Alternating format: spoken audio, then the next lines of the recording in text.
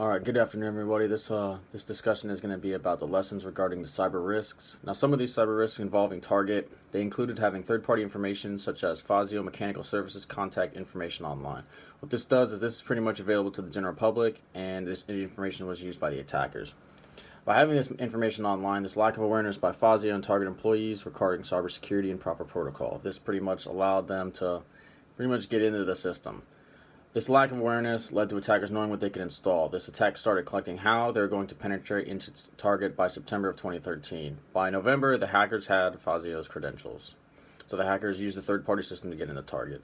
Although Target was not properly segmented, the information that was used by these credentials was for electronic billing, project management, and contract submission. This shows that the employees were unaware of the changes that Target could have used two-factor authentication, but decided not to, even though this was required by Target. This could have involved a regular password or the verification code to the vendor's mobile phone, but Target opted not to do this.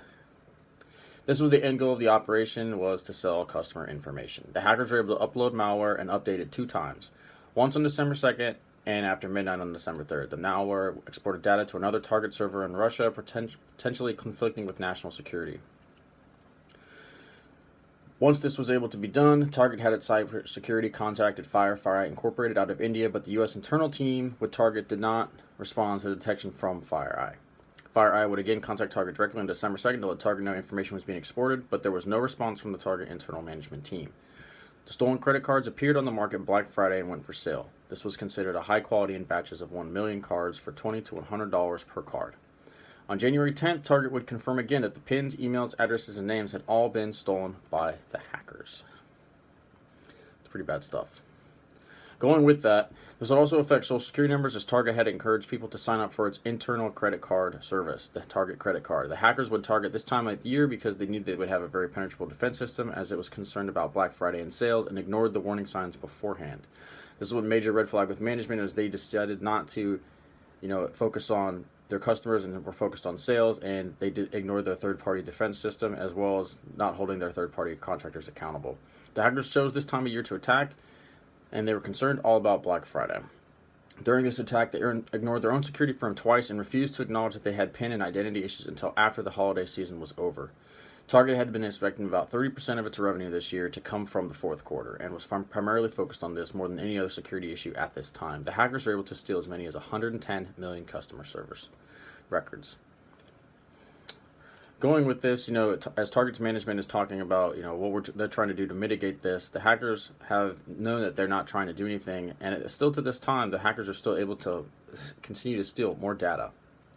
Leadership knew about the internal breaches but refused to let the public know. Target had turned off its automatically delete malware system as it was detected. This was a failure on leadership. This led to an online security blog run by David Craigs, pictured here in slide 4. Right in the middle, he wanted to let this information get out to the consumer and say, hey, look, this is what management did not do. This led to a lot of people in management looking at this guy saying, he was taking control of what was going on with the situation. The attackers took advantage of weak controls at Target's network. Without this guy, who knows what Target may not have done, because their leadership was not working very well at this point. All right. Target had ignored internal security flaws in preparation for a Black Friday. Again, they were concentrating on sales, not so much customer service. They missed warnings from their anti-intrusion software the attackers were installing. Target had installed TrustWave, a third-party contractor to handle checkouts, even though they had suffered large cyber attacks soon after receiving their certificate in 2013 to protect credit card information. The attackers took advantage of these weak targets. Target's security team identified payment and card systems, but no further investigations were taken by Target. This would fall onto Target that the director and the chain of command had no proper oversight of internal computer problems, or they just did not care. The Department of Justice obviously has to get involved now to talk to Target about the data breach. So the government reached out to a private firm and to say, hey, look, what's going on here? Because this may involve national security. Target paid FireEye for their defense network, and essentially that was lost money there. No management at all. Target decided not to close its stores roughly 2 weeks after this even happened. So they wanted to avoid disruption in the stores. So clearly they're not worried about what's going on with this. They want to make money. Target posted public information on its corporate website when the situation is going wrong instead of the public domain used by their customers, again trying to mitigate what they think is not a very big deal. Leadership and CEO Steinhoffel seemed more concerned with sales and a 10% off discount on December 21st and 22nd than actually fixing the fraudulent charges to their customers. Again, Target also refused to close its stores. That's just showing you how poor this management system was. Some of the lessons regarding these director risks: Target was able to identify multiple flaws with their own system, but these investigations were not taken care of by Target. They just did not care. The Department of Justice had to contact these guys and go through so much more information than what they should have, all because Target decided not to listen to its own internal security systems. When it came to the public, John Mulligan would end up going to have to testify at Congress. That's him on slide 6. At this time, sales are falling drastically, 6.6 for the quarter, and earnings by around 46%. Due to Target's poor leadership, they were more concerned about making money. Well, all this lost revenue is going to hurt them in the long run. Customer lawsuits caused Target to have 81 consumer cases, 28 bank cases, and 4 shareholder cases filed before the court system. How did Target respond? Well, Target claimed it had 300 employees dedicated to information security, trained 350,000 employees on data security, and staffed a 24-hour security center. That's what they tell us, but clearly we can see either that didn't work out, they didn't pay them enough, or there's multiple layers where you could say Target failed. The third-party contractor system, they ignored Firefly from India twice. Their own internal staff had no idea what was doing. And then once the problem happened, they're not going out there trying to fix the situation. They're just saying, oh, hey, we'll give you a 10% discount on December 21st and 22nd. Meanwhile, Russia is still getting this information from their consumers. Here's a chart that's pretty much telling us how the stock's going to go. So Target stock would decrease 10% over a matter of weeks. That's a significant amount of money. You can see where the S&P 500 would be at 19.54% at this time. And there's Target in orange, negative 8%. Roughly at this time, we say 10% over a matter of weeks, but it was much more than what they could have gained, whereas everyone else is gaining, they're significantly losing. So their losses would probably be up more into the almost 23% range right there. So some of the potential changes and recommendations we should make is hackers targeted Target on the holidays knowing they would be distracted by sales. They were 100% accurate on this. This should have been an ideal time for Target to conduct an internal investigation of its cybersecurity systems. Instead, they were more concerned about money. Ensuring that malware was deleting software running at all times, that should seem like it would be a no-brainer, but nope, they wanted to disable that. Ensure that third-party and internal-party system is unavailable to the public online. Again, seems like a no-brainer. They kind of just let that one go. That's how the hackers, that was their first step in.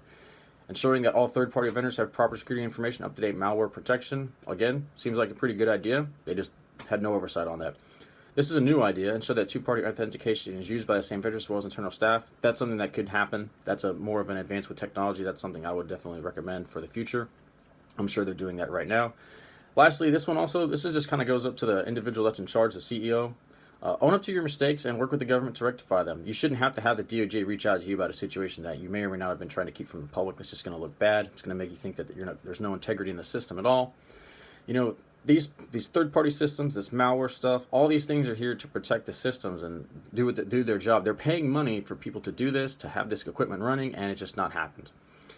Train and properly supervise staff that are working within the third security party vendor systems, as well as having internal security staff monitoring the same information. We would think that was kind of going on, but in this situation, it was not. Have an emergency action plan. If the hackers invade your system, stores are going to be shut down. You have to have a policy that says, hey, we just got hacked. We're going to have to close the store. Get this situation handled before they just let everything go back to where it was. Because the way that the management let this go, they were so concerned about money that they didn't even do the right thing. And in the long run, they would have actually had money if they did the right thing. But instead, lawsuits and sales drops, all that stuff, that resulted in so much lost revenue and funds and the loss of public trust. No one wants to go to Target anymore after that happened. I don't think they've even recovered most of the time. People still talk about that today. Ensure that all third-party vendors have proper security information up to date. This has to be stressed immediately by management. If you're going to work with people out in the public, don't put their information out there and make sure that they're following the same vendor too. If you have internal policy staff that are not abiding by your cybersecurity protocol, you need to terminate them. This day and age, you can't have people not following what you're going up to. Most importantly, again, I would say you have to just own up to the public and be honest. If you get hacked by Russians or North Koreans or Iranians or China, you need to let everybody know so that their information is safe. This is the 21st century. Cybersecurity is consistently under attack at almost all fronts. They're more concerned about revenue at one part at a particular time of the year. How many times do you think they're probably targeting other people? Leadership has to make tough decisions. You have to be able to hold yourself accountable, and you need to do the right thing. This concludes my part of the presentation for the group. On to the next part.